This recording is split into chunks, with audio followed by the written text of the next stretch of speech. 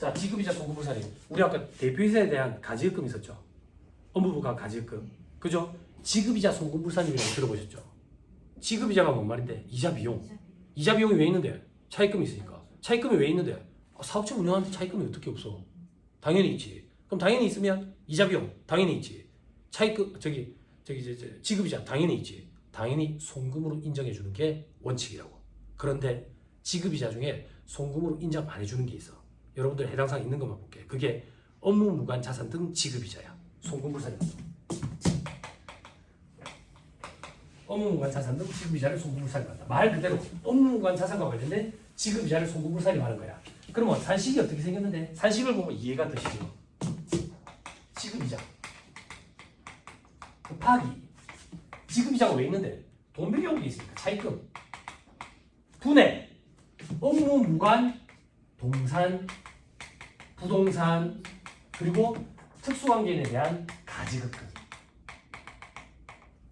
업무와 관련 있는 동산인지 부동산인지 여부 판단은 칼로 무자르듯이 안 된다했지. 여러분들 판단하지 마시랬지. 의사결정자한테 판단을 조금 해달라고. 그죠? 이런 거 없다. 우리 지금 강의할 때 요게 대표이사 가지급금이라고. 자, 이게 무슨 말인데? 돈을 빌려와서 이자가 발생하는데 빌려온 돈을 가지고 대표이사 가지급금에다가 써버렸어? 그럼 그 비율에 해당하는 이자만큼은 송금으로 인정 안 해주겠다. 이게 지급이자 송금불산임이야. 그리고 얘는 소득 처분이 무조건 기타 사유에 준다고. 아까 그거. 이거야. 이건 인정이자 아니야. 인정이자는 상해 처분 된다고. 상해 처분. 됐어요? 됐어요? 대표이사 가지급금 있는 경우에는 이것도 조금 고려를 하셔야지. 됐죠? 요거는 무조건 기타 사유출이에요. 기타 사유출. 그렇죠? 됐습니다. 그 정도 보시죠.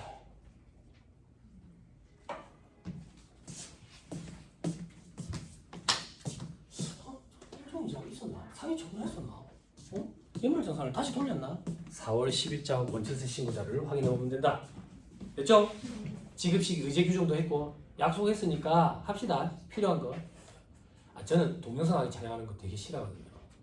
코로나 시기 때 애들 이제 못 모이니까 동영상 촬영한다고 집에서 전자칠판 사가지고 집에 애들이 어리고 개가 4마리가 있으니까 새벽 3시에 혼자 일어나서 촬영을 해. 아니면 개소리가 들어가. 제 동영상이 유튜브에 촬영하는 거 보면 사람들이 한 번씩 놀릴 때가 있어. 제가 강의하다가 갑자기 이러거든. 막 이러거든. 옆에 개가 핥아서 그래. 이렇게 촬영하고 있는 이럴 때가 있거든. 강의할 때 개 때문이야. 그래서 사람들이 이제 놀랄 때가 있다고. 그냥 혼자 이렇게 촬영하는데 촬영을 하다 보면 이 세법이 얼마나 어려워. 그래서 저도 모르게 얼마나 어렵고 지겹겠나 싶어서 농담을 툭 던져. 농담을 툭 던져놓고 현타가 오는 거야. 내가 정신이 나갔나? 지금 누구를 상대로 농담을 하고 있지? 새벽 3시에 혼자서 현타가 와. 그래서 같이 마주보고 강의하면 되게 좋아. 저도 표정 보면서 고시생들도 이해 못하고 있구만. 한 번 더 해야 되겠네? 혹은 이해했네? 다른 거 넘어가야 되겠네? 신우 강의할 때도 경력이 많으신 분들이 오셨네? 요건 다른 얘기 조금 더 해야 되겠네? 이런 거 파악하거든.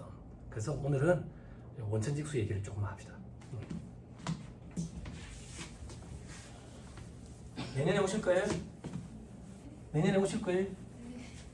업그레이드 돼서 오세요. 그죠? 그래가지고 자랑하러 오세요. 나 이 정도 업그레이드 됐다. 내한테 다 물어보이소 이렇게. 다 물어볼게요.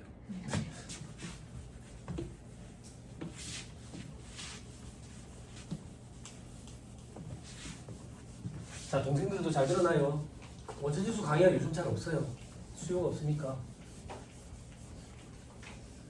이 원천직수가 이제 연말정산까지 같이 이루어지는데 연말정산 간소화 서비스 때문에 너무 편해져나가니까 편해졌지 완벽한 건 아니에요. 그죠? 예규에 있어요. 연말정산 간소화 서비스에서 제공하는 자료는 국세청의 공식적인 자료로 볼 수 없음이라고 돼 있어요. 책임 안 지는 거예요. 어쩌겠어요. 116 고객만족센터에 직원이 응대해주는 것은 국세청의 공식적인 입장으로 답변을 볼 수 없음이라고 대법원 판례도 있어요.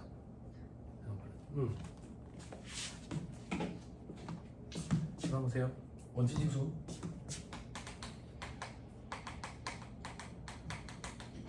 원천징수라는 것은 소득을 지급하는 자가 있어요.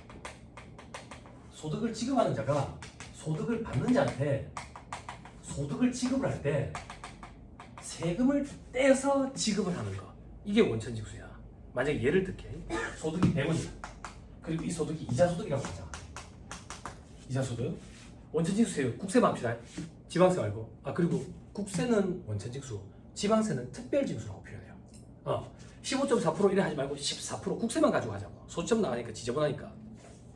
그럼 원천징수라는 거는 소득을 지급하는 자가 받는 자에게 이자소득을 지급할 때 14원을 떼어놓고 86원만 지급하는 거예요. 그리고 이 14원은 다음 달 10일까지 신고를 하래. 그때 신고하는 서식이 원천징수 이행상황 신고서인 거야. 이게 매달 들어가는 거지. 지급이 매달 있으면 근로소득이라면. 그러면 동생들은 그런 의문이 있다고. 얘들은 왜 이걸 뗐다가 대신 내야 돼? 이 돈의 주인은 누군데? 받는 애가 돈의 주인이잖아. 그럼 얘들이 세금 신고를 해야지. 왜 얘들이 세금 신고를 하냐 이거야. 얘들이 세금 신고하기 전날 중국으로 가버릴까 봐. 아니야 왜? 정말이라. 이런 걸 소련말로 조세채권의 유실 우려 혹은 조세채권의 조기 확보 차원 이렇게 표현한다고. 그럼 얘들은 무조건 해야 돼? 무조건 해야 돼. 얘들한테 원천징수 하도록 의무를 줘놨다고. 그래서 얘들을 원천징수 의무자라고 해. 얘들이 원천징수 의무자야.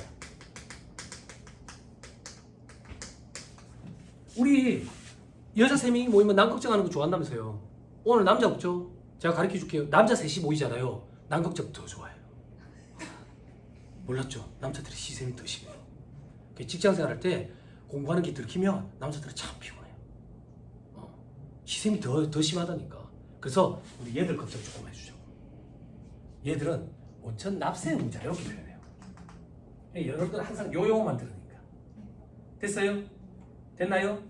그럼 봐봐. 소득을 지급하는 자가 소득을 지급할 때 이 소득이 어떤 소득이냐에 따라서 원천징수 의무 규정이 달리 적용이 돼. 다시 원천징수를 하는 경우도 있고 안 하는 경우도 있대. 해도 세율이 또 다르고. 그러면 원천징수를 할 건지 안 할 건지 구분을 해야 돼. 그런데 원천징수를 할 건지 안 할 건지 이 원천징수 규정은 법인세법에도 있고 소득세법에도 있는데 원천징수 대상 소득의 범위가 법인세법과 소득세법이 달라. 만약에 지금 이 거래에서 법인세법을 적용을 한다면 원천징수를 안 하고 소득세법을 적용한다면 원천징수를 하고 이렇게 범위가 다르다고.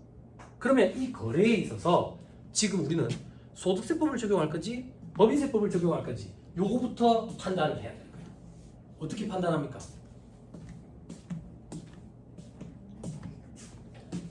어떻게 판단합니까? 본인도 막내 했을 때 있었죠? 막내 했을 때 원천세 신고했을 거 아니에요? 그죠? 이게 희한하거든. 일반 기업체에 막내한테 원천세 신고시키는데 원천세 제일 어려워. 여러분들 모르시죠? 부산에서 강의할 때 어떤 회사에서 오셨는데 거기 부장님이 원천세 신고한대요. 그래서 제가 결제만 하시겠죠? 부장님 직접 원천세 신고 다 한대요. 그런 회사도 있더라고요. 원천세 신고 어려워요. 사고도 많이 터지죠. 자, 어떤 기준으로 법인세법, 소득세법 구분합니까? 뭐라고? 뭐라고? 땡! 네. 뭘 가지고 구분하죠? 해줘. 이거 답해주시는 분 집에 가셔도 돼. 물론 저는 강의를 계속하고 있겠지만 사무실에 전화 안 할게. 사람이 없어졌네 이런 전화 안 할게. 받는 자 기준이라고. 받는 자 기준이지. 받는 자가 법인이면 법인세법을 적용하는 거야. 받는 자가 개인이면 소득세법을 적용한다고. 그러면 원천징수 대상 소득의 범위가 차이가 난다 했잖아요. 범위가 어떻게 되냐? 법인세법상 원천징수 대상 소득은 이자소득. 그래서 아까 대표이사 가실금에 대한 인정이자를 만약에 통장에 들어오게 되면 원천징수를 해야 된다는 얘기예요. 여기에 해당하기 때문에. 또 하나 더 있어요. 배당소득 중에 투자신탁 이익이라는 게 있는데 여러분들이 현업에서 일을 할 때 그걸 보실 일이 없을 거예요. 그래서 법인세법상 원천징수 대상 소득은 이자소득 하나만 있다. 이렇게 기억해도 무방해요. 됐어요? 됐죠? 자, 이제 소득세법. 만약에 받는 자가 개인이래. 그럼 소득세법상 원천징수 대상 소득에는 뭐가 있는데, 자, 법인세법과 소득세법의 가장 큰 차이점은 법인세법은 순자산 증가설 포괄주의 입장이죠. 즉 순자산이 증가한 건 뭐든 상관없이 전부 다 과세 대상에 집어넣어가지고 과세를 하겠대. 소득세법은 소득 원천설 열거주의 입장이지. 소득 원천설이 웬 말인데 소득세법은 원천이 되는 소득에서 생긴 소득만 원천이 되는 그 소득만 과세를 하겠대. 그럼 원천이 되는 그 소득은 뭔데? 열거해 놓고 있다고. 여러분 하나만 더. 세법에 열거 규정이라는 게 있고 예시 규정이라는 게 있어. 열거 규정은 거기에 해당하면 적용하겠다. 예시 규정은 여기에 지금 나열하고 있는 건 예에 불과할 뿐이고 본질상 성격이 동일하면 똑같이 적용하겠다. 우리 아까 부당이익 계산 부인 했잖아. 부당이익 계산 부인이 예시 규정이야. 동그라미 18번까지 쫙 있는데 마지막 18번에 뭐라고 되어 있냐면 기타 위와 유사한 경우에 해당되면 적용한다 이렇게 되어 있다고. 이런 게 예시 규정이야. 근데 소득세는 열거해 놓고 있다고.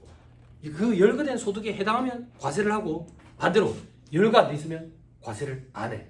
그럼 열거된 소득에 어떤 게 있는데? 이자, 배당, 사업, 근로, 연금, 기타, 퇴직, 양도소득이 있어. 근데 어제 우리 한번 맛봤다고. 뭘로 맛봤는데? 자, 개인 사업자들 종소세 신고할 때 사업에 쓰던 사업용 유용 고정자산 처분했을 때 처분 이익에 대해서 과세를 해야 돼. 아, 큰일 났다. 세상에서 제일 무거운 게 눈꺼풀이 나더만 그 눈꺼풀이 오늘 내 눈꺼풀이네. 이제 깨어나십시오. 간 때문이라고. 간 때문에. 저 때문에 안 하고. 간 때문에. 깨어나세요. 깨어나세요. 아, 깜짝 놀라셨어요? 강력한 임팩트가 필요하다. 그죠? 뭐 어떻게 오늘 좀 부끄러워도 되지. 내일 안 오잖아. 좀 부끄러워도 되지.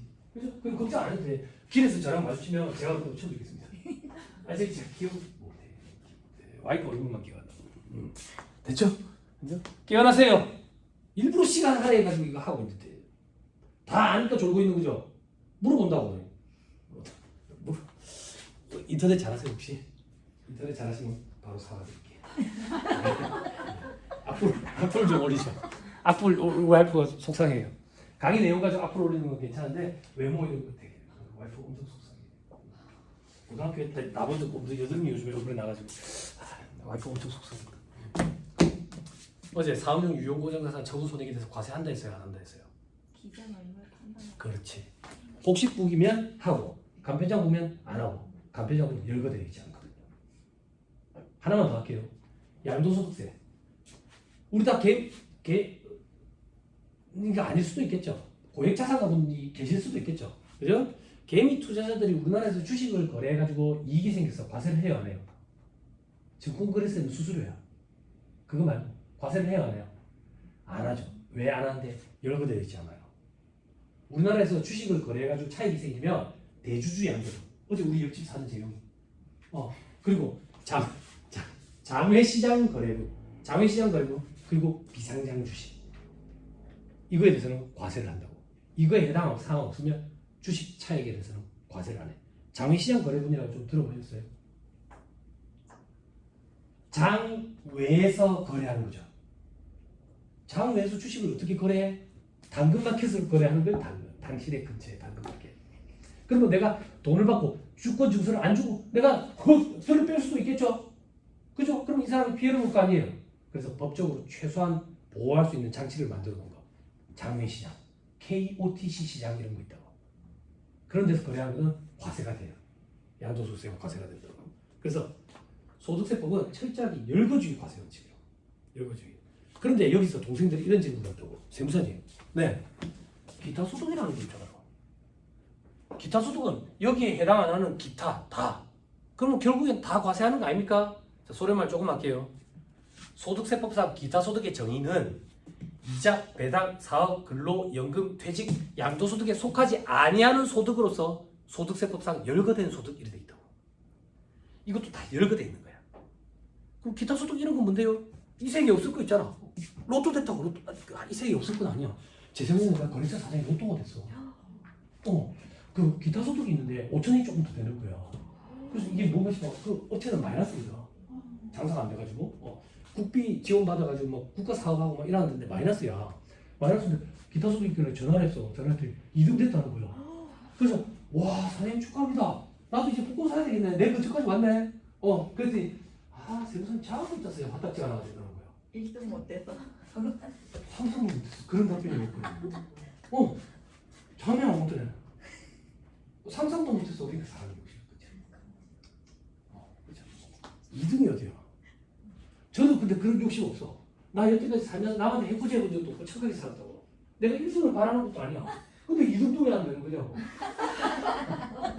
나뭐 신세 살아면서 일주일씩 보내줘. 로또는 월요일에 사야 일주일이 기분이 좋답니다.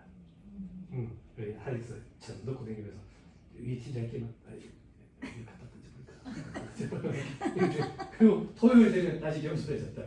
월요일 아침에 사면서 기분이 좋고 그렇답니다. 직장인들 월요일에 사야 됩니다.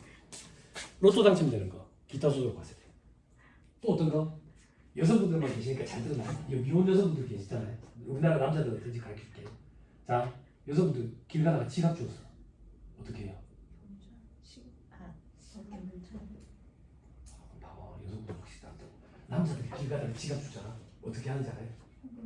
민증 사진부터 본다고. 예쁜지. 그 예쁘면 돌려다 주는 거야. 안 예쁘면 바로 막. 예뻐. 사진 봤는데 예뻐. 돌려줬어. 돌려줬더니 고맙다고 사례를 하네. 기타 소득이 원천징수도 해야 돼. 그런 게 기타 소득. 또 어떤 거? 복덕방에서 이중계약 해가지고 한 덩어리 더 주는 거 있죠. 그런 거 기타 소득. 또 어떤 거? 뇌물도 기타 소득. 또 어떤 거? 이 생에 저는 또 없는 거. 홈쇼핑 경품 있죠. 경품. 경품도 그냥 안 되잖아. 경품도. 경품 이런 거 당첨되는 거. 이런 것도 기타 소득. TV 홈쇼핑에 오시면 여러분 지금 결제하시는 얘기가 아닙니다. 지금은 상담 예약 전화번호만 남겨주세요. 그러면 전화번호만 남겨주셔도 여러분들 중에 몇 분을 추첨을 해서 BMW 신형 5시리즈를 드립니다. 반짝반짝 텔레비가 제 집에 잡으면 안 돼. 텔레비 커야 돼. 제일 깨알 같은 것으로 제세 공간은 본인 부담해 주죠. 그게 기타 소득 많이 될 거예요. 아니 왜? 홈쇼핑 엄청 좋죠. 홈쇼핑 노하우도 다 전수해 줄 수 있다. 입이 들어가는 사람이 절대 안 돼. 간이 안 맞아. 스팀복이 다리미도 그 사람이 뿌릴 때는 잘 나오는데 내가 뿌릴 때 스팀이 잘 안 나. 저는 채널 이 오르냈다 내렸다 하면 홈쇼핑으로 왔다 갔다 이렇게 엄청 좋았다. 엄청 큰데. 칠봐 보세요. 철저하게 열거주의 과세 원칙 이런 거 됐죠? 그래서 소득세법에 열거되어 있는 과세 대상인 소득이 이자 배당 사업근로 연금 기타 퇴직 양도소득이에요. 그럼 다시 돌아와서 이 중에 원천유입 대상 소득은 뭐냐 이거야. 제가 방향 잡아줄게. 원천유입 대상이 아닌 소득을 기억하는 게 빨라. 원천유입 대상이 아닌 소득은 사업소득이랑 양도소득이라고. 이 둘은 잘 봐. 원천유입 대상이 아니야.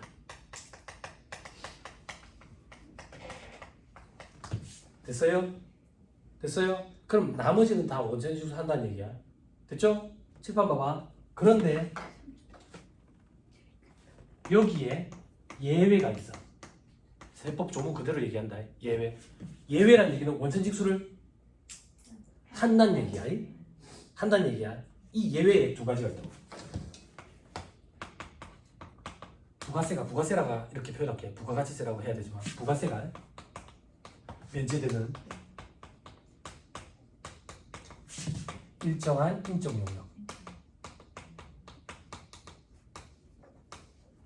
두 번째, 부가세가 면제되는 의료보건용. 봐봐, 원천징수 규정을 공부하려면 소득세법에서 부가가치세법을 또 왔다 갔다 해요. 왜 힘들다고? 공부 많이 해본다고. 부가세가 면제되는 일정한 인적 용역, 이건 뭡니까? 어제 저를 가지고 했다고.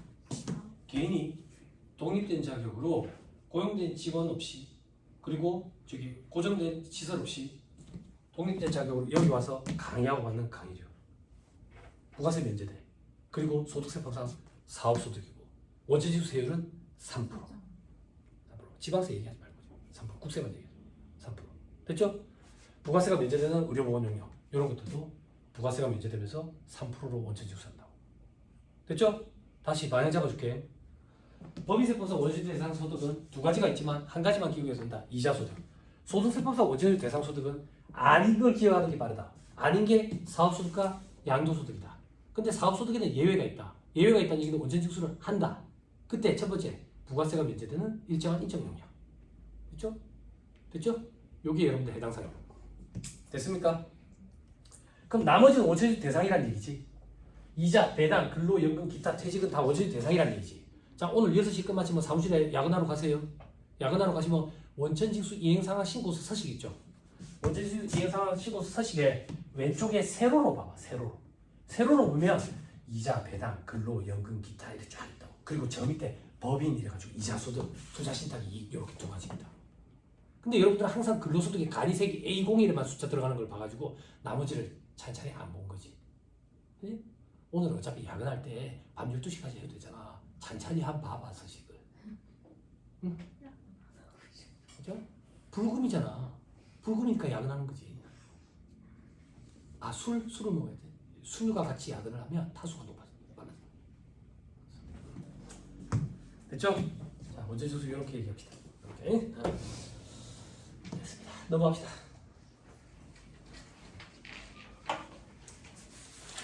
저 밑에 4번에 반가루 4번에 종합소득 수정시고 이거는 이제 근로소득이 달라지니까 종수세 신고를 해야 되는데 연말정산으로 끝나니까 종수세 확정신고 안 해도 되고 만약에 대표이사가 타소득이 있대 그러면 타소득이 있으면 종수세 확정신고 네 해야 된다 이렇게 얘기해주고 근데 여기는 일반 기업체라며 일반 기업체면 아마 대표이사가 타소득이 있으면 그 회의팀에서 아마 종수세 신고도 해줄 것 같아. 네. 근데 대표이사가 보니까 금융소득이 많아. 종합과세인데 머리 아프네? 그러면 돈 조금 들더라도 외부의 전문가한테 맡겨. 여기 해마다 연말정산 강의에 보면 언니들이 금융소득 종합과세 엄청 궁금해. 그럴 일이 있나요, 세무사님? 언니들이 맡은 업체들은 간혹 있을 때가 있어. 제가 예전에 법인에 월급쟁이로 있었을 때 그 외부 조정 업체 중에 한 군데 회장님이 금융소득만 9억이던데. 그 제로금리 시대에 몇 년 전에 그 제로금리 시대에 그렇더라고. 배당이 많아가지고 채권 이런 것도 있고. 예, 그럴 때는 이제 금융소득 종합과세 되니까 그거에 대해서 궁금해하시더라고. 그런 건 이제 종소세 실무 강의 때 좀 들으면 돼. 종소세 실무 강의 때, 그렇죠? 뭐 기타 소득이나 뭐 거의 없을 거고. 퇴직소득은 뭐 계산하는 거 복잡한데 더 좋다면 더 좋죠. 세무사에서 사람한테 세무사랑 프로가 일수까지 계산해서 지가 알아서 계산 다 해주니까. 그죠? 편하죠. 됐습니다. 그 정도면 시면 됩니다. 다음 페이지 94페이지 중간에 표를 보세요. 소득금액 변동 통지를 받은 경우 이게 세무조사 때거든. 요거는 신경 쓰지 말고 오른쪽에 법인세 과표 15시. 그죠? 그때 밑에 보니까 원천세 신고서상 기재 대상에 인정상에는 A04 연말정산란에 소득 처분 인원 뭐 이래가지고 들어간다 이렇게 돼 있죠. 그죠? 요 정도만 확인을 하시고, 그죠? 그리고 시간관계상 밑에 있는 사례 1번은 건너뛸게요. 이건 시간 되시는 분들은 나중에 한 번씩 화장실에 가는데 신문을 안 갖고 왔을 때 요걸 갖고 와가지고 잠깐 보시면 돼요. 자, 어디 또 확인하느냐? 97페이지 99페이지 99페이지 서식 한번 보세요. 서식에 보시면 왼쪽 맨 위에 동그라미 봐봐. 파란 글씨 동그라미 파란색 동그라미. 여기는 매월 신고하는 회사야. 반기시고 납부 특례 적용받는 회사가 아니란 거예요. 그리고 오른쪽에 보니까 소득 처분돼 있네. 그죠? 여기 이제 4월 10일에 들어갈 때 인정상해 반영했을 때. 그러면 세무사님 인정상해 이런 거 말고 근로소득이 틀어지는 경우는 없나요? 이런 거 말고 스탁옵션을 주는 경우에도 틀어지는 경우가 있는데 스탁옵션 주는 경우 여러분들 본 적이 없을 거라고. 주식 매수 선택권이라고. 그런 거 없을 거니까. 다 인정상해일 거예요. 인정이자 관련된 거예요. 다음 페이지 넘겨보세요. 100페이지 3번에 지급명세서 제출돼 있죠. 표를 보세요. 동생들 때문에. 표에 보니까 원천지수 영수증 돼 있죠. 동생들은 이런 것도 힘들어해요. 지급명세서예요. 원천지수 영수증이에요. 같은 말이에요. 같은 말이에요. 자, 직원이 그만둬요. 직원이 그만두는데 놀 게 아니라 딴 데 가서 또 일할 거래요. 그러면 그 회사에서 연말정산을 해줘야 되니까 우리 회사에 서류를 요청을 하거든요. 그때 직원한테 주는 서류 그게 원천지수의 영수증. 내가 매달 직원한테 이러이러한 소득을 지급하면서 원천징수도 했다라는 걸 세무서에 보내주는 명세서가 지급명세서. 같은 거야. 같은 거. 그냥 발행자 보관용, 소득자 보관용, 이래가지고 있다고. 됐나요? 그렇죠? 됐습니다. 넘어갑니다.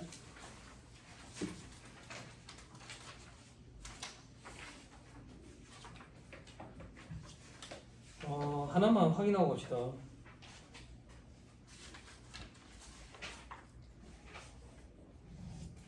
여러분, 손가락 끼고 92페이지 잠깐만 와보세요.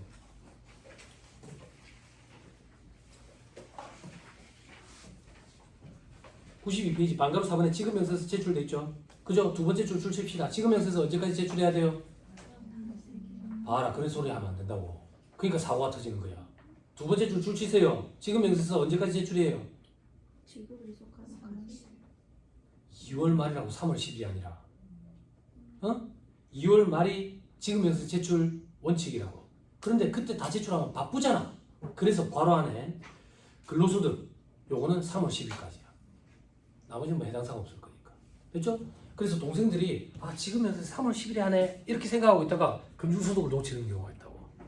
배당하는 거에 관련돼서 지금 명세서 놓치는 경우가 있다고. 됐죠? 지금 명세서는 2월 말까지 제출하는 게 원칙이에요. 다만 바쁘니까 근로소득은 3월 10일까지 혜택을 주는 거예요. 이렇게 기억해야 돼. 됐죠? 갑시다. 자, 103페이지 입금. 입금이 뭔데? 그죠? 회계의 수익에 대응되는 것들아. 그죠? 어떤 것들이 있는데 저 밑에 보니까 토할 정도로 많네. 넘어갑니다. 다음 입금 항목. 사업 수익금의 회계 수익 중에 제일 대표적인 게 매출액이듯이 세법상 입금의 제일 대표적인 것도 매출액이다. 근데 박스 안에 상식 보니까 매출액에서 애누리 할인을 뺀다고 돼 있네. 그러면 회계에서 뭔가 뺄 걸 차감한 부예금액에 순자를 붙인다. 그래서 순매출액이라고 얘기한다. 세법의 입장은 어떤데? 회계랑 똑같다. 세법도 순매출액이 입금이다. 그죠? 그리고 나머지 볼 필요 없고 다음 페이지 뭐 자산의 임대료 평가 차이 평가는 안 할 거다. 자산 수익 채무 면적이 망하는 회사들 말고 없다. 자, 지금 넘어갑니다. 다음 페이지 괄호 부분에 가지금 및 그 이자 우리 인정이자 강의 다 했다. 그죠? 그리고 쭉쭉쭉 넘어가세요. 3번에 입금 불산입 개념. 입금 불산입이라는 얘기는 포괄주의 과세원칙이 입각해 있기 때문에 순자산이 증가하는 건 무조건 다 입금인데 그 중에 입금 불산입 항목으로 열거해놓고 있는 거 거기에 해당되는 건 입금 불산입하겠다. 어떤 건데 주발초 같은 거, 주식 발행 초과금.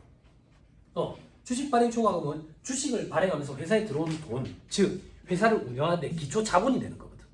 근데 그걸 만약에 입금으로 봐서 세금을 떼버리면 원본 씨앗이 떨어져 나가버린다. 회사 미천이. 그래서 그건 입금으로 보지 않는다. 입금 불산입니다. 자, 어디 하는지 못 따라오고 있다. 107페이지 첫째 줄. 법인세법에서는 입금을 자본 또는 출자에 납입, 입금 불산입을 규정하는 것은 제외하고 이렇게 있죠. 그때 밑에 괄호 1번에 자본거래, 주식 발행, 액면 초과액. 그죠? 규모가 좀 작더라도 유상증자하는 경우 있죠. 그죠? 유상증자하는 경우에 물론 뭐 평가를 해가지고 좀 하죠. 그죠? 하면 이제 자본금이 작은 경우에는 주발초가 발생한다고. 주식 발행 초과금이. 그죠? 거기도 달려 있을 것 같은데. 자본잉여금에 주발초 달려 있죠. 네. 모르겠어요. 괜찮아요. 오늘 오후 6시에 이제 들어갈 거니까. 그죠? 사무실은 어느 동네에 있어요? 사무실은 어느 동네에 있어요? 네. 회사요, 회사. 저희 사무실. 네. 울산? 울산? 울산으로 가면 되겠다. 그죠? 울산 가깝지. 저 울산 바로 전인데. 네? 자, 숙제예요. 꼭 확인하세요. 네? 자, 그리고 넘어가면 됩니다. 쭉쭉 넘어가세요. 볼 일 없습니다.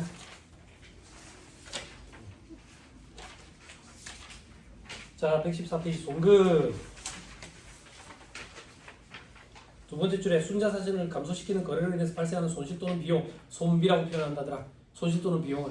이걸 세법에서 인정해주는 금액은 송금 이렇게 표현하고. 됐죠? 자, 저 밑에 손비 항목에 예시돼 있죠? 그죠? 그러니까 예에 불과할 뿐이야. 그걸 어떻게 하는데? 다음 페이지 동그라미 27번. 그 밖에 귀속되었거나 귀속될 금액. 이거랑 비슷하면 송금으로 인정한다. 여기에 동그라미 1번부터 26번까지는 그냥 예에 불과할 뿐이라고. 열거가 아니라. 됐죠? 자, 넘어갑니다. 송금 항목. 판매한 상품 제품에 대한 원료인 매입가가 그 부대 비용.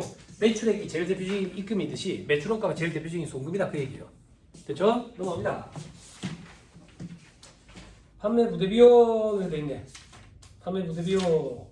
자, 이제 제 얘기를 들으세요. 나머지 볼 필요 없어요.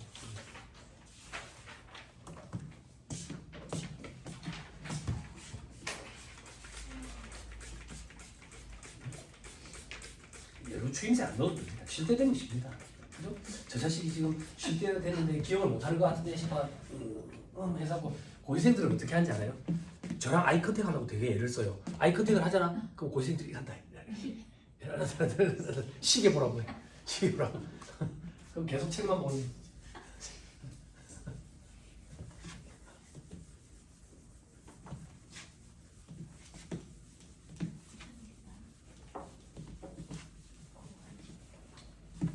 참 좋죠.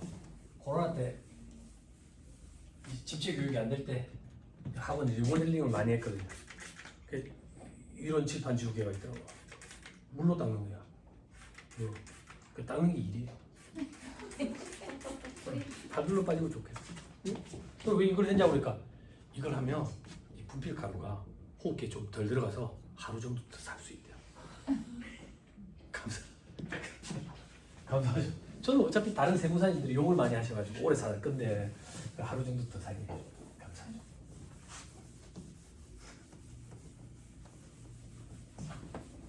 자, 이런 얘기 조금 할 거예요. 조금 어려워요, 동생들. 잘 따라오세요. 스토리를 꾸밀 거니까. 부가가치 세법으로 가요. 부가가치 세법은 재화나 유형을 공급하는 자가 있고 공급받는 자가 있어요. 공급하는 자가 있고 받는 자가 있어요. 자, 재화는 공급할 거예요. 1,000원짜리. 자, 트레이닝 하는 거예요. 돈을 누가 누구한테 줘야 돼요? 돈을 누가 누구한테 줘야 돼요? 받는 자가 공급자한테 쓰는 돈. 이 돈이 대가성이 있는 돈이에요. 부가지세 관련돼 가지고 실무 일을 할 때 다양한 케이스 직면한다고. 복잡한 케이스에. 그럴수록 원리 원칙을 따져야 돼. 그 원리 원칙이 뭐가 대가성 있는 돈인지를 따져야 돼. 누가 누구한테 돈을 줘야 되는데 그 돈이 대가성 있는 돈이라고. 이 돈이 부가세 신고할 때 과표에 들어가는 금액이라고. 자, 부가세 신고할 거예요. 자, 과표에 얼마 들어가냐? 1,000원이 들어가요. 됐죠? 됐죠? 자, 시작합니다. 알고 봤더니 공급받는 자 거래처가 여기 하나밖에 없대. 얘들 때문에 여태까지 묵고 사는 거야. 너무 고마워. 너무 고마워서 돈을 200원을 준다고. 돈을 200원을 줘? 그럼 잘 봐. 나 쟤들한테 물건 팔고 얼마 받았는데 1,000원 받았지? 돈 200원 줬네. 주머니 얼마 남아있어요? 800원 남았지? 자, 부가세 신고 다시 할 거예요. 자, 과표에 1,000원이 들어가야 돼? 800원이 들어가야 돼? 1,000원! 1,000원? 800원! 손 안 드는 사람은 뭐야? 혹시 더 하는 사람도 있나? 1,200원? 내랑 안 맞다고 오지 말라고. 1,200원 혹시 있어? 1,200원 혹시 있어? 오지 말라고. 내년에도 오지 말고 앞으로 계속 오지 말고. 안 맞는 거예요. 자, 1,000원이에요, 800원이에요. 방금 트레이닝 했잖아. 돈을 누구한테 주는 게 대가성 있는 돈인데 그 돈만 과표에 들어간다고. 1,000원이에요. 됐어요? 그때 이 200원을 뭐라고 표현하는데 법인세 신고할 거예요. 판매 부대 비용이에요.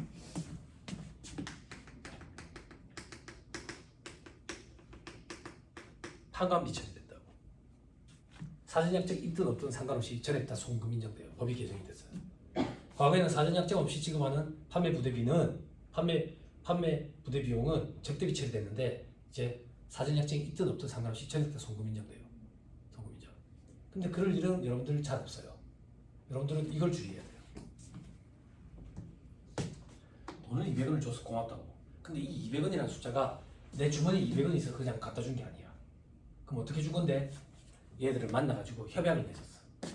너그 때문에 여태까지 성장을 했다. 너무 고맙다.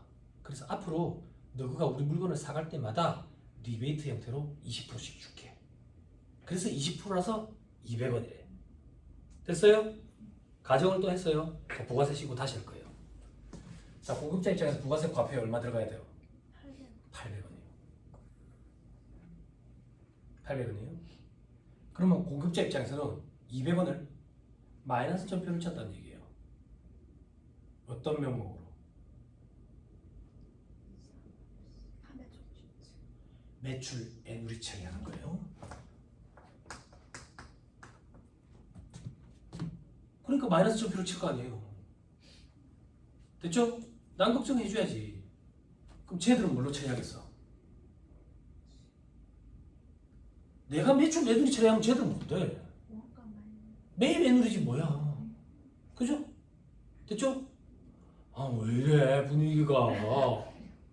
생각지도 못한 데서 막혔어. 이거 말고 더 얘기하려고 그랬는데 지금 막혀버렸다고. 됐죠? 마이너스 줄 끊는 거야 이렇게 하면. 그럼 애누리 처리한다고. 애누리 처리. 그럼 법인세 신고할 때는 매출액에서 차감하는 거지.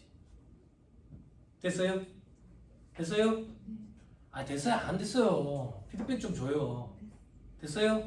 자 그럼 봐봐. 내가 알고 봤더니 노트북 판매하는 회사야.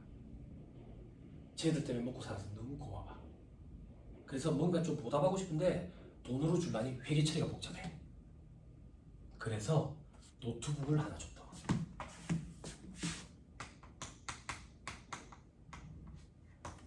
노트북. 우리 회사는 노트북을 사서 판매하는 회사야. 상품 매매 기업이라고. 제조업 기업 아니야. 얼마에 사왔는데 원가, 장부 금액이 150원이래. 근데 이 노트북을 팔면 얼마 받을 수 있는데 시가 팔면 200원 받을 수 있대. 200원. 여기까지 됐어요?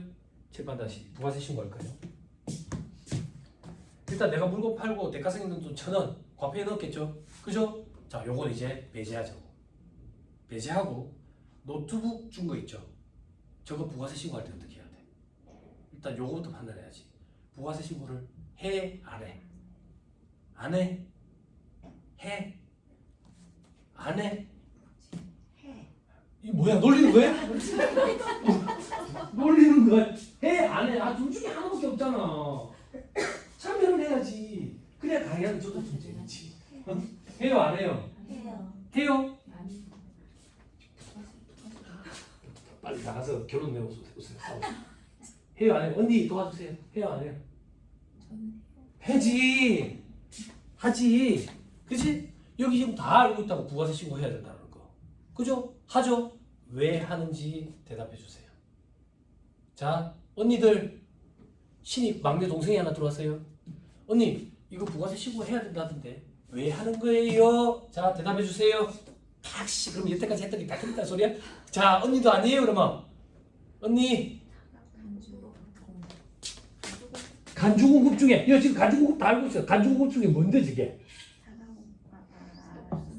사업상증네. 그게 언니지. 야, 네 책상 그때 부가세 신고책 있나? 네. 간주공급이라는 파트가 있거든. 그게 사업상증이라고 있는데 그게 한번 들어보고 와서 질문해.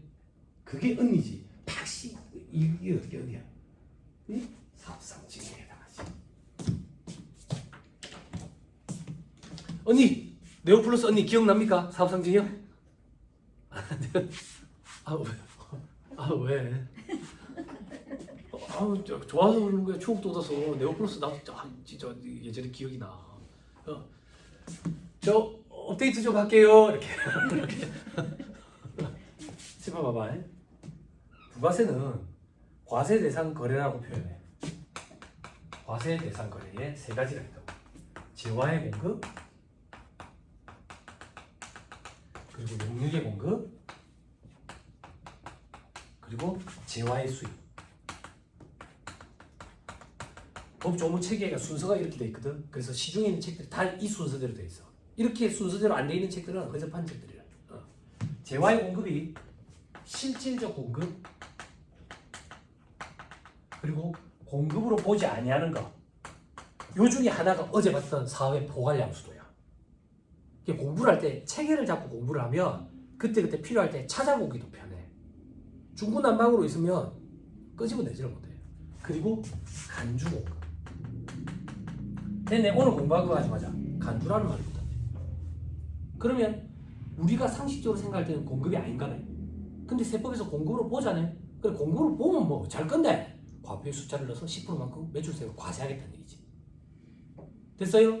이 간주 공급에 네 가지가 있어요. 크게 자가 공급,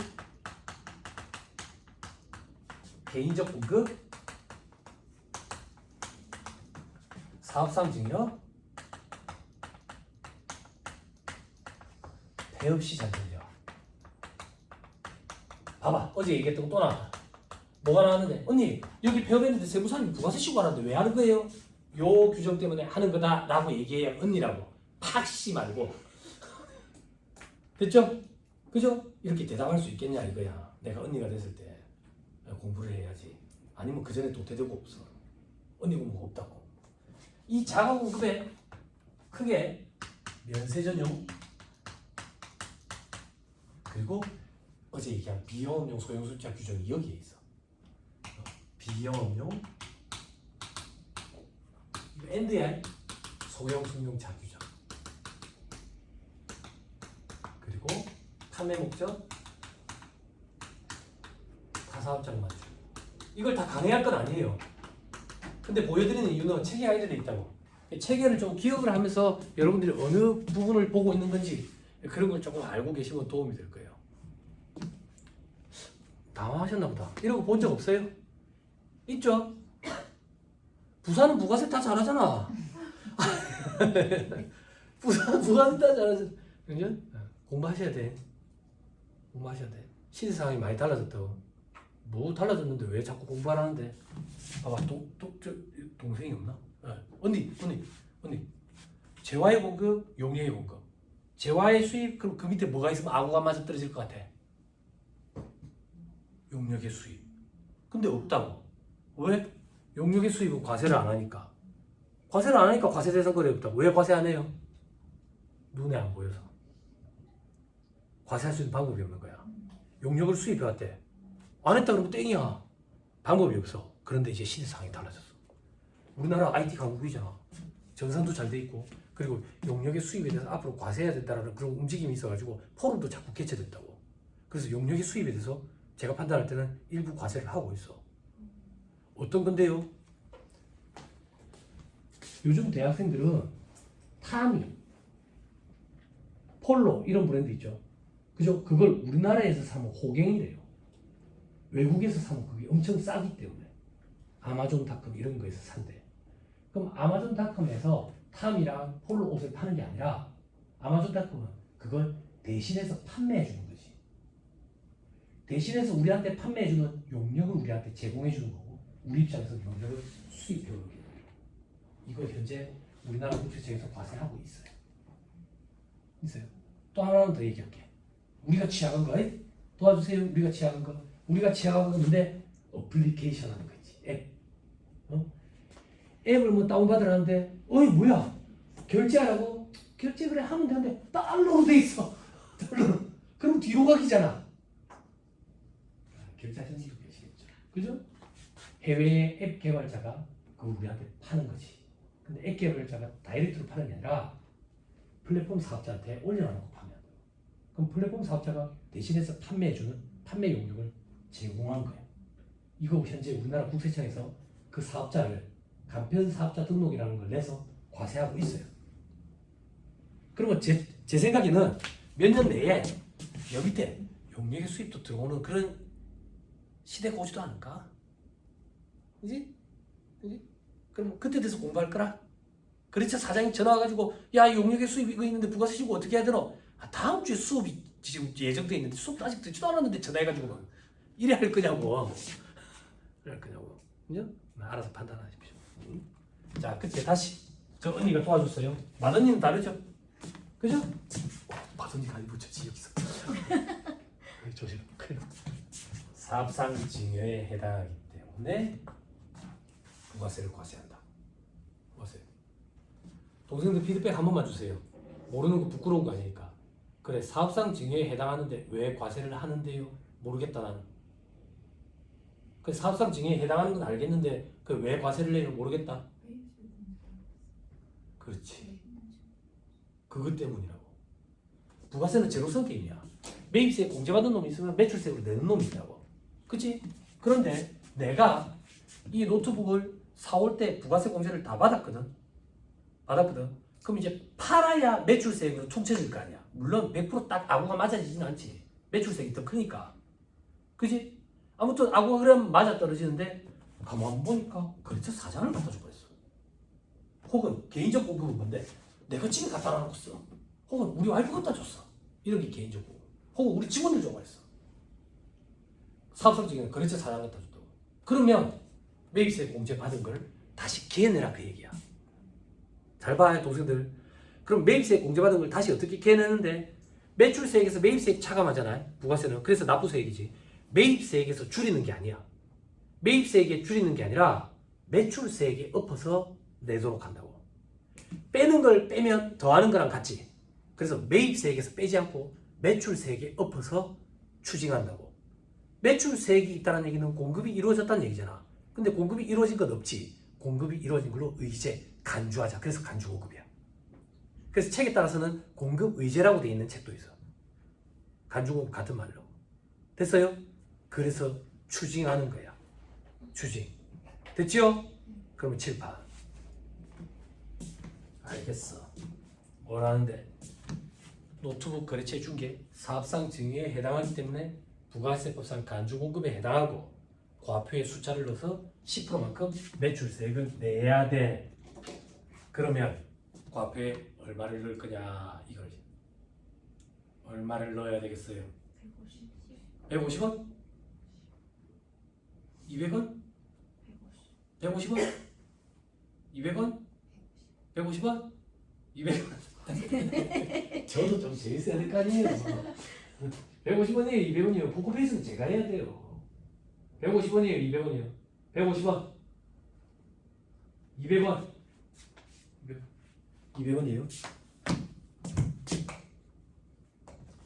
비상각자산은 시가가 들어가요. 시가. 계산 끝까지 합시다. 그럼 200원에 10%니까 매출세액이 얼마예요? 20원. 됐어요? 입 다무시고 팔이 들어갑니다. 아직 논란은 멀었어요. 이제 반밖에 안 했어요. 자, 이 스토리를 계속 꾸며갑니다. 꾸며갑니다.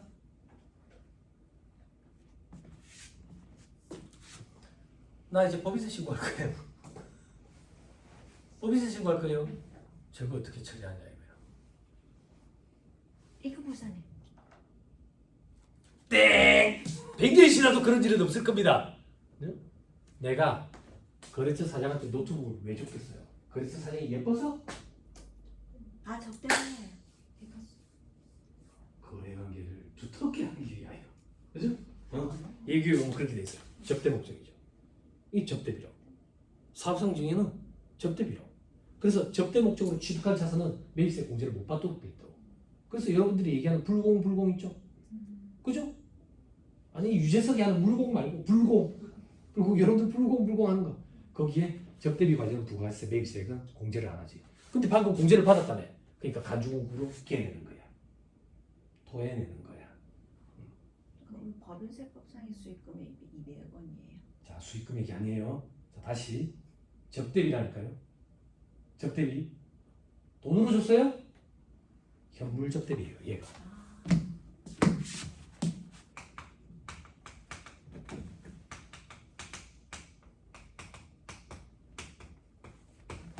자, 현물 접대비. 접대비는 업무와 관련해서 특정인에게 지출한 걸 접대비라고 해요. 다시 업무와 관련해서 업무 관련성이 있네. 그럼 당연히 송금으로 인정해 주는 게 원칙이에요. 다만 너무 많이 지출하면 위화감 조성도 문제가 있으니까 한도를 정해놔놓고 한도 내에서만 송금으로 인정해줘요. 그걸 용어를 또 이제 위화감 조성 때문에 기업 업무 추진 및 또 이렇게 바꿔놨다고. 아무튼 간에 현물 접대비라는 한도 시부인 계산을 해봐야 된다고. 그러면 현물 접대비 금액이 얼마인지 알아야 한도를 갖다 대볼 거 아니야. 자, 현물 접대비는 얼마입니까?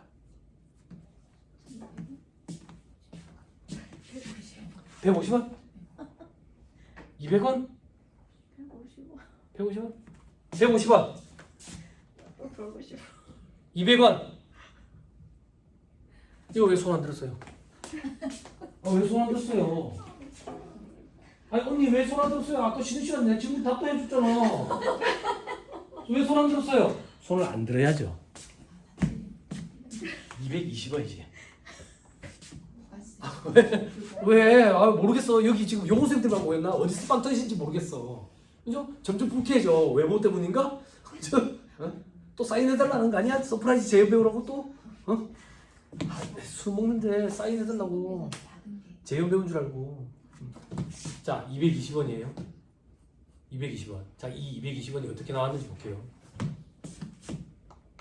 200원에 20원 더한 거예요. 자, 200원은 어떻게 나온 숫자예요? 시가 아니에요. 둘 중에 큰 거예요. 창고에 오랫동안 짱 박힌 걸 주면 시가가 더 낮을 수도 있겠죠. 그죠?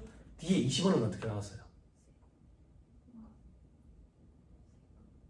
무슨 세금인데 이게 무슨 세금인데 우리나라 세금이 얼마나 많냐고. 부가세, 매입세, 아니 매출세, 네. 간주 공급에 의한 부가세, 매출세. 저거 어떻게 계산했어요? 큰 금액이 아니지. 저건 큰 금액이 아니라 시가의 10%. 이게 달라. 이건 무조건 시가의 10%예요. 여기는 둘 중에 큰 거고요. 됐죠? 이게 현물적 대비 가액이에요. 됐어요? 됐나요? 자, 그러면 동생들이 또 이것도 물어보더라고. 예전에 이거 얘기죠. 분계도 좀 끊어주세요. 그러대. 분계도. 분계다 분계하는 거지. 못 끊으니까. 분계 끊어볼게요. 적대비 얼마인데? 적대비 220원이에요. 됐어요? 대변에는 일단 우리 회사에 재고가 없어졌죠. 그냥 재고라고 할게 내가. 제조기업이든 뭐든 상관없이 재고. 재고 얼마짜리가 없어졌는데? 150원. 그리고 부가세, 매출세 20원. 차이가 얼마 생겨요? 50원. 요 처분이 2,000원. 이렇게 분계 끊으면 돼요. 세무조정 없이 적대비 계정 과목에 220원이 가득 붙을 거고 한도 10인 계산 대상에 집어넣으면 돼요. 됐어요? 됐나요? 반응이 왜 이래? 응? 혹시 여태 엉터리를 하고 있었던 건가? 응? 내 거래처가 아니라서 난 잘 모르겠네. 그죠? 혹시 그러신 분 계세요? 항상 해마다 이렇게 강의를 끝내왔는데 쉬는 시간에 어떤 분들이 와서 질문하더라고. 어떤 질문? 세무사님 왜 여기는 난 걱정을 안 해줘요? 이러더라고. 어떤 난 걱정이요? 이걸 얘들이 받으면 어떻게 처리하는데요? 상상도 못 해봤어. 내가 여태까지 강의하면서 그런 질문이 들어올 거라고는 상상도 못 해봤다고. 상상도 못 해봤다고. 왜 상상도 못 해봤겠어? 저 받는 자가 저 노트북 저거 받으면 어떻게 처리할 것 같아요? 저 집에 갖다 놓고 쓰겠죠. 안 그래요? 아닌데요. 시도할 건데요. 추천한대요. 사무실에 달 건데요. 그럼 달겠죠. 근데 그런 일이 있겠냐고요. 없죠. 닮으면 만약에 어떻게 되는데요? 만약에는 태연이 하는 만약에만 좋아. 다른 만약에는 현실적으로 벌어지지도 않는데 뭐 한다고. 근데 만약에 이걸 처리한다면 이 사람이 개인 사업자면 사업소득 총수익금액에 산입한다라고 명문화된 규정이 있어요. 만약에 법인이면 명문화된 규정은 없지만 순자산 증가세에 입각해 있기 때문에 입금으로 과세될 거예요. 근데 실질적으로 그런 일이 없죠. 그죠? 그럼 저걸 어떻게 하는데? 저걸 집에 갖고 가요.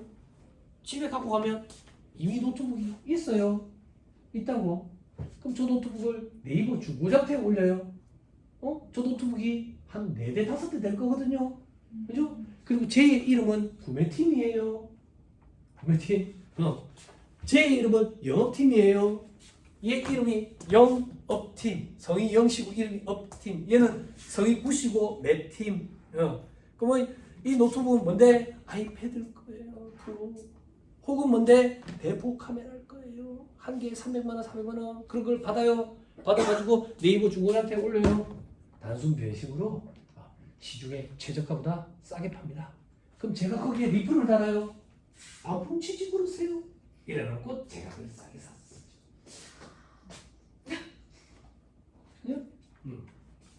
조심스럽다 말할 때. 그래서 예전에 막 사람들이 고해팀 왜냐 지한테 고소하면 바보다 말이죠. 그 정도로 심한 거예요.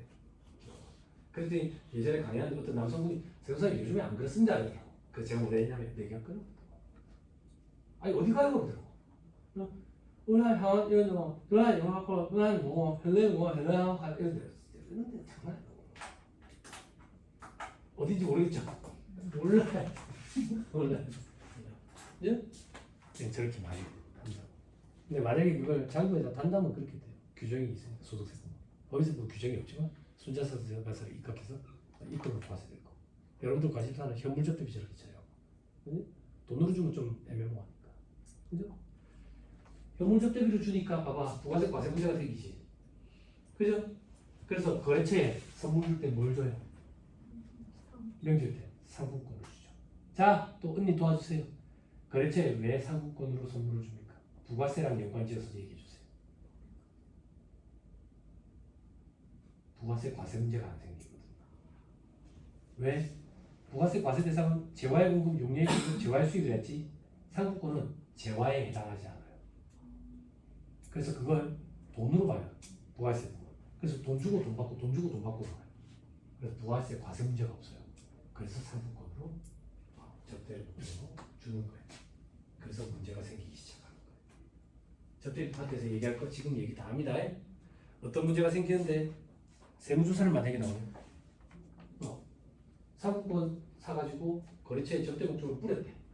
그러면 세무조사 나오면 담당 공무원이 어느 업체에 누구한테 얼마씩 줬는데요? 자료를 달라고 해요. 자료를. 자, 여러분 머릿속으로 한번 가정해보세요. 요번에 우리 회사에서 거래처에 돌리려고 상품권 10억원치 샀어요. 10만원짜리로 10억원치면 몇 장이나 될까? 그걸 거래처에 돌렸다고. 그 거래처 누구한테 얼마씩 줬는지 그게 관리가 되겠어요? 다 됩니다. 다 됩니다. 왜 다 되는데? 일반 기업체 직장생활을 보면 알아요. 큰 기업체. 너 오늘 누구 나온다고? 그 거래처? 누구 나온다대? 전무랑 상무 나온다고? 전무랑 30회야. 상무랑 30회야. 너는 그 팀 언제 만나기로 했노? 뭐 몇 월 며칠 예정돼 있습니다. 그래? 그는 누구 나온다더노? 뭐 부사장, 그 부사장 얼마 해라. 그리고 그건 얼마? 다 있어요 이미. 그런데 내 노출을 못하는 거예요. 그 사람들한테 피해갈까봐. 내 노출을 못하는 거예요. 그래서 내 노출을 못하니까 대표자 상위 처분한 거. 대표자가 갖고 오겠지. 근데 대표자가 갖고 간 건 아니거든. 그치? 근데 세무서에서는 왜 그렇게 따지는데? 과거에 그런 일들이 비일비재했거든. 어떤 일들이? 일반 기업체에 계신다 그랬죠? 갑자기 임원들이 그러는 거예요. 중국팀장한테 상품권 들어왔나? 들어왔네. 1000만 원 갖고 개별적으로 써버린 거예요. 면접 때 자기 조카들한테 막 나눠주면서 3천만 찌재? 막 이렇게 해가지고 그게 싫은 거죠. 응? 그래서 거래 상대방이 누군지 밝히려는데 그 사람들한테 피해가 갈까 봐 밝히지 못하죠. 이게 대표자 상위 처분이죠. 그럼 봐봐. 송금불산입하고 대표자 상위 처분된다고. 그러면 그 상품권 산 거 법인 입장에서 접대비로 경비 처리도 못 받죠. 그죠? 그럼 법인의 세금이 늘어나겠죠. 그리고 대표자 상위 처분되니까 대표자 입장에서 근로소득세가 또 증가하겠죠. 그러니까 대표자들이 짱구로 부리는 거예요. 어떤 짱구? 어차피 접대비 부인 나올 것 같으면 상품권 그냥 접대비 처리하지 말고 명절 때 10억원치 내한테 상해를 좀 터뜨려라. 상해를. 그럼 인건비로 소금 인정되고 상해 10억원치 가지고 상품권 사서 나눠주자 라고 짱구로 불리는 거예요. 그랬더니 상해를 왜 갑자기 터뜨렸는데 네가 한 게 뭐 있어서 송금불산이에요. 그게 임여금 처분에 의한 상해예요. 이게 상품권에서 시작되어 이렇게 가져왔어요. 그래서 제 생각에는 세무서에서 자꾸 접대 행위를 받은 상대방이 누군지를 알고 싶어 하는 것 같아요. 그럼 세무서에서는 그걸 왜 알고 싶어 하겠어요? 기타 소득을 과세하고 싶은 거야. 여섯도. 여태까지는 왜 안 했는데? 전산 처리 때문에. 지금은 전산이 그 정도 될 거고요. 그래서 제 개인적인 생각인데 우리 접대비 한도 초과에 송금불산이라고 소득처분 뭡니까? 기타 사회유출이죠? 기타 사회유출은 어제 뭐라고 그랬죠? 조세정책적인 차원에서 기타 사회유출을 하는 것도 있고 귀속자를 가릴 수 없을 때도 기타 사회유출이라고. 그런데 앞으로 접대비 한도 초과액이 기타 사회유출이 아니라 귀속자를 가리는 그런 시대가 올지도 모를 것 같아요. 그런 시대가 올 수도 있을 것 같아요. 전산은 이미 될 것 같아요.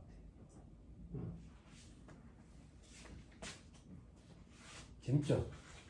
언니들은 이런 얘기만 듣고 집에 가도 되거든요. 계좌세법 얘기 좀 듣고 이런 얘기. 요즘 트렌드라고 표현하기는 좀 그렇지만. 그게 참 어렵습니다. 이래 하기도 어렵고 저래 하기도 어렵고. 임여금 처분행위를 상해로 부인시켜버렸고 임여금 처분행위가 상해가 뭔지 잠깐만 설명할게요.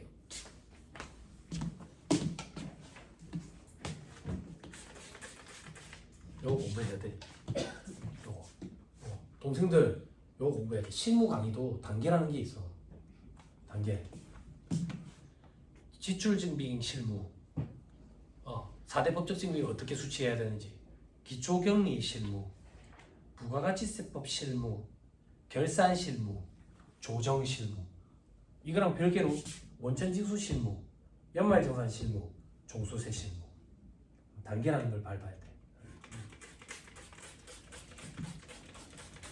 아니면 법인세 뭐 이런 거 부산에서는 잘 안 이루어지는데 4일짜리로 한 번씩 열릴 때가 있어요. 강의가. 그 4일짜리 열릴 때는 이항수 회계사님 책 가지고 하거든. 3,000페이지 가까이 되는 거. 그걸로 하거든. 책값만 10만 원이지. 그런 거 하면 강사 입장에서도 할 얘기 많이 했네. 그리고 수강생분들 입장에서도 어지간한 얘기는 다 들었네. 그래서 제가 예전에 데리고 있던 친구 와서 들으라 했거든. 듣고 4일짜리 강의하고 나서 한번 물어봤어. 느낌이 좀 어떤 4일짜리 강의는 토할 것 같은데. 그래? 됐네 그러면. 토할 정도로 많이 넣어줬네. 됐네. 서울에 이항수 회계사님은 4일짜리 강의를 하시더라고요. 지금 물론 이제 많이 힘드신 것 같긴 한데 그런 강의를 들으면 조금 알차게 좀 들은 느낌이 든다. 근데 4일을 빼기 힘들죠. 그죠? 회사에서 안 보내주죠. 근데 어떻게 했겠어요? 그때 우리끼리 약속했거든요. 연차 내서 오기로. 제 강의 계속 따르러 오시는 분들 계세요. 자기 연차 써가지고 그래 오셨었어요. 그래서 학원에서 본인 연차까지 쓰고 오네 고맙다고 학원에서 그때 책을 제공했어요. 그러니까 어지간한 얘기 다 되더라고. 제가 모의생들 상대로 법인세법만 70시간 강의하거든요. 그러니까 얼마나 터없겠어요. 어제 오늘 그래도 16시간이잖아. 16시간 강의하면 여러분들 다 도망가요. 그죠? 헛소리도 해야 되죠. 여담도 해야죠. 쉬는 시간이라는 것도 줘야죠. 그죠? 쉬는 몇 시간 안 되죠.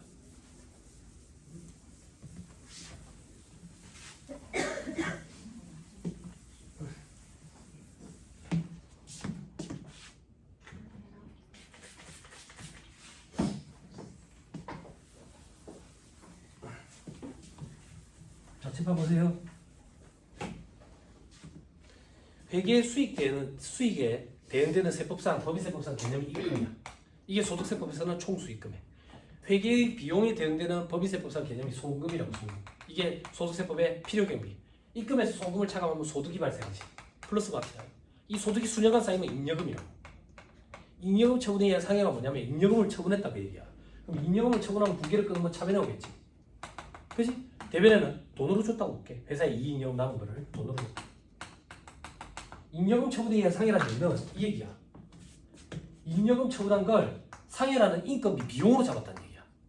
이건 송금불산인데. 그래서 잉여금 처분에 의한 상해로 봐서 송금불산으로 부인시킨다고. 왜 송금불산이 봤는데 이걸 비용으로 계산했을 때 이걸 비용을 인정을 해주면 비용으로 인정이 되잖아. 송금으로. 그러면 잉여금이 줄어들지. 변동되지. 돌고 도는 순환 원리가 생겨버려. 그래서 송금으로 인정하지 않아. 그래서 잉여금 처분에 의한 상해가 이렇게 갖다 대가지고 부인시켜버린다고. 됐어요? 됐나요?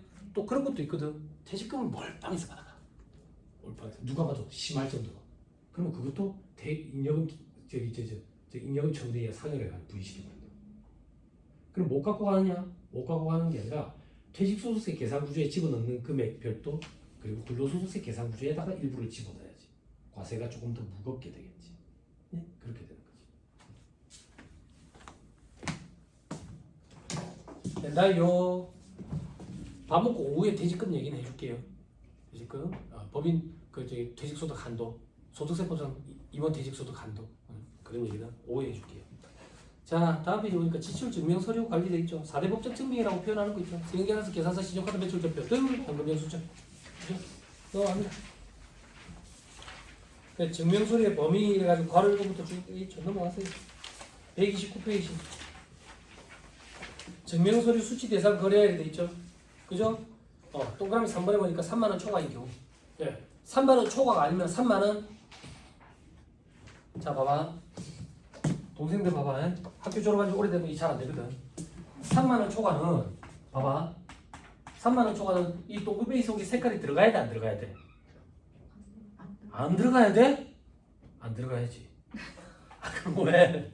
그럼 3만 원 초과가 아니면 색깔이 들어가서 이렇게지. 이걸 우리는 이하라고 그러지. 그러면 3만 원짜리 거래야. 3만 원짜리 거래는 4대 법적 증명일 수치를 안 해도 된다라는 얘기지. 그러면 아예 법적 증명일 수치를 안 해도 된다라는 얘기는 아니지. 그러면 가공 경비지. 법적 증명 말고 다른 걸 받아도 된다는 얘기지. 3만 원까지. 됐죠? 됐죠? 근데 만약에 이 지출이 접대비래. 그러면 기준이 얼마로 바뀌지? 만 원? 옛날 사람들이 지금 뭐 있다고. 3만 원. 똑같이 3만 원으로 바뀌었다고. 됐죠? 그죠? 다급하십니다. 지금 옛날 사람이 안 된다고. 바뀌었다. 3만 원입니다. 똑같이. 그죠? 혹시나 동생들이 있으니까 좀 주의해야 될 거. 우리나라는 이제 관호상제 이런 거 되게 민감하잖아. 그래서 경조사비는 얼마까지는 증빙이 없어도 돼요. 법적 증빙이 없어도 돼요. 20만 원까지. 근데 거래처 사장이 집안에 상이 나가지고 화환을 보내줬어. 화환도 경조사비잖아. 그지? 3단화 뭐 얼마짜리 보냈었고 요즘에 뭐 49,000원 뭐 이렇대. 화환은 얼마 39,000원 뭐 이렇대. 텔레비 안 보세요. 화환 많이 싸졌더만. 그죠? 화환하니까 생각났는데 코로나 때 화환이 동이 나가지고 화환도 못 보냈던 적이 있는데 코로나 때 화환 동이 났었어요. 사람 많이 죽어가지고. 화환 만약에 10만 원짜리 보낸다고 볼게. 그러면 경조사비 20만 원 안 되니까 법적 증빙 수치 안 해도 되죠. 화환은 3만 원 기준이에요. 그래 법적 증빙 수치해야 돼요. 꽃집에 신용카드 다 긁어져요. 됐죠? 자 그리고 넘어가시면 133페이지 증명서류 수치 특례돼 있죠. 자 요거는 뭔데 우리 일반 지표 입력할 때 3만 원 초과 그런데 카드 안 쓰면 뭐 차이 팍 뜨잖아. 그지? 그게 이거 수치를 안 해도 되는 면해주는 거. 노무민과의 거래자, 국가와의 거래자, 면세사업자와의 거래자 이런 것 있죠. 그죠? 그거 얘기하는 거예요. 넘어가세요. 자 136페이지 경비 등 소금 맹세서 있죠. 그죠? 동그라미 1번 하나 정도 볼까? 부동산 임대 용역을 제공받았는데 그 사업자가 내한테 세금계산서 못 끊어주겠대. 왜? 간이가세자라 가지고. 간이가세자라 가지고. 부동산 임대업자는 간이가세자 기준이 4,800만 원에 미달하는 사업자거든. 1억 400으로 올라가지 않아. 그대로 4,800이라고. 그러면 이런 사람들은 세금계산서 발급을 못 해준다고. 그지? 그럴 때 내가 경비처리를 하려면 계좌이체를 쏴주고 경비 등 송금명세서를 작성하면 송금으로 인정이 된다 그 얘기예요. 됐죠? 근데 문제는 이제 동그라미 3번이야. 운수업을 영위하는 자, 운송 용역을 제공받는 경우. 우리 회계사무실이니까 전표 창고가 있을 거고. 사무실 안에 전표 창고가 있으면 좋은데 땅값이 비싸가지고 전표 창고가 별도로 있는 경우에는 그걸 박스에다가 담아서 용달로 불러가지고 옮겨야 되잖아. 그 용달 아저씨들 이거 계좌이체 쏴주고 경비등 송금에서 작성하면 경비 처리된다고. 송금 인정된다고. 근데 아저씨들이 그만 현금으로 좀 뽑아달란다고. 현금이 없어서 그래요. 여기 뒤에 현금집이 있는데 그만 그래 좀 뽑아달라. 그러면 경비 처리가 안 되는 거야. 신용불량자들이 많아요. 예, 금융거래 안 되는 그런 분들도 많고. 못하겠어. 자 그런 거 다 넘어갑니다. 다음 페이지 기업 업무 추진비 증명서류 권리 되죠. 첫째 줄에 3만 경조사비 20만 원. 됐죠? 접대비 얘기하는 거예요. 다음 페이지 지출 증명서류 합계표. 그죠? 첫째 줄에 완화시켜줬죠. 어떻게 완화시켰는데 직장 사무소 수익 금액이 20억에서 30억으로 바뀌었죠. 그죠? 이런 법인들은 요거를 작성 보관해야 된다. 넘어갑니다. 쭉 넘어가세요. 이거는 뭐 서식 볼 필요도 없어요. 넘어가세요. 145페이지 중소기업인지 여부는 물어보는 게 제일 빠르다.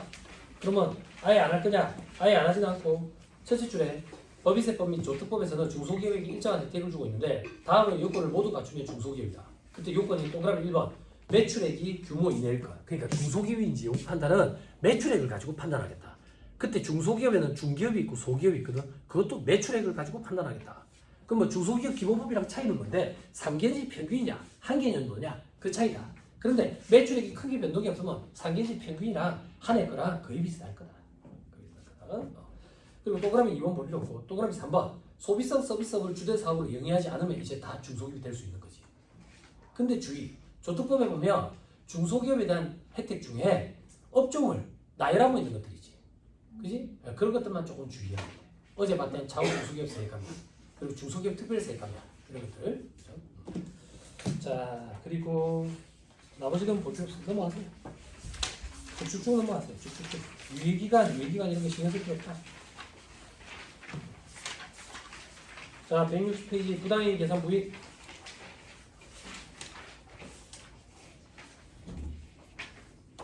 자 아까 했었어요. 그 두 사이에 짜고 치는 고스톱이에요. 즉 부당한 이익으로 인한 계산금액 그걸 부인하겠다. 너그 둘 사이에 거래의 사법상 법률 효과를 부인하는 건 아니고 금액만 부인하고 세법에 나와 있는 금액으로 너그 둘 사이에 일어나는 세부담 문제를 다시 계산하겠다. 그때 세법에서 정하는 금액은 시가 평가 원칙이야. 시가. 됐죠? 됐나요? 됐죠? 그럼 특수관계 밑에 보니까 특수관계는 어떤 사람들이 특수관계인데 우리 회사의 임직원들은 다 특수관계가 있어. 같이 먹고 사니까 이렇게 생각하면 돼. 됐죠?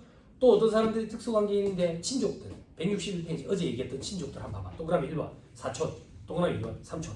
이게 예전에 6촌, 5촌 막 이랬다고. 그죠? 그래 어제 얘기했잖아. 6촌 아직 길에서 만나면 처음 뵙겠습니다. 6촌이 웬 말이냐고.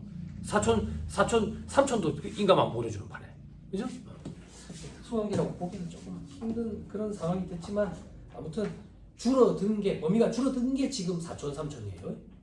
됐죠? 응. 됐습니다. 그 정도. 조금 의미 있는 거는 동그라미 5번 이게 들어왔거든요. 그 세법도 점점 바뀌어가는 거예요. 본인이 민법에 따라 인지한 본인 외의 출생자의 생부나 생모, 본의 자식이죠. 그죠? 이것도 이제 특수관계인의 범위에 들어왔어요. 됐나요? 그리고 동그라미 3번 한번 보세요. 배우자 돼 있죠. 괄호 안에 뭐라고 돼 있어요? 그죠? 이게 엄청나게 큰 의미를 갖고 있어요. 어떤 큰 의미를 갖고 있냐면 세법은 사실혼을 절대 인정하지 않아요. 법률로만 인정한다고. 그래서 문제들이 많이 발생했었어. 어떤 문제들이 발생했냐면 아버지가 내연녀가 있는 거야. 내연녀가 있어가지고 사실혼 관계라고. 근데 아버지가 돌아가시기 전에 이 내연녀한테 돈을 엄청 갖다가 퍼줬어. 퍼줬는데 갑자기 고속도로에서 교통사고로 돌아가신 거야. 재산 정리를 못하고. 그러면 그 아버지 재산은 법률 관계가 아니기 때문에 그 재산은 전부 다 자식들한테 갔다고 보고 자식들이 상속세 납세문자가 된다고. 그러면 어떤 현상이 벌어지냐면 자식들이 신분센터 직원을 고용을 해가지고 그 내연녀를 찾아나서 뭐 이렇게 아니 무릎 꿇고 빌어. 그 세금만 당신이 좀 내달라. 자식은 받은 게 없으니까. 그런 일들이 벌어졌었어. 사실혼 관계를 인정을 안 하니까. 그런데 세법도 이제 사실혼 관계를 점점 인정하기 시작하는 거야. 점점 변해가고 있다고. 여러분들 기억나요? 연배 많으신 분들? 우리 기본공제 대상자 있잖아. 기본공제 대상자 직계존속은 60세 이상, 직계비속은 20세 이하잖아. 그때 지금 이제 저기 계모, 계부 그리고 의부자식도 다 된다고. 의부자식도. 그게 점점 폭이 넓어져. 아직까지 거기서는 사실혼 관계는 인정이 안 돼. 세법이 엄청 고지식하기 때문에 요거는 사실혼 관계가 지금 인정이 되잖아. 그 말고 사실혼 관계 인정 안 되거든. 인정 안 된다고. 제가 지난번에 얘기했잖아. 연말정산이 완벽하게 안 된다고. 둘이서 같이 살아. 같이 사는데 이것도 한번 결혼에 실패를 했어. 실패라고 표현하면 안 된다 요즘에는. 이혼율이 신혼부부 이혼율이 33.3%더라고. 세상 중에 한 쌍이 지금 이혼을 하는 거잖아요. 그지? 이제 실패했다고 표현하면 안 되지. 돌아오는 거지. 아니 진짜 많이 달라졌어. 진짜 많이 달라졌어. 예전에는 나이 차이 많이 나는 세무사 동생들이 오빠 남자 좀 소개해 주세요.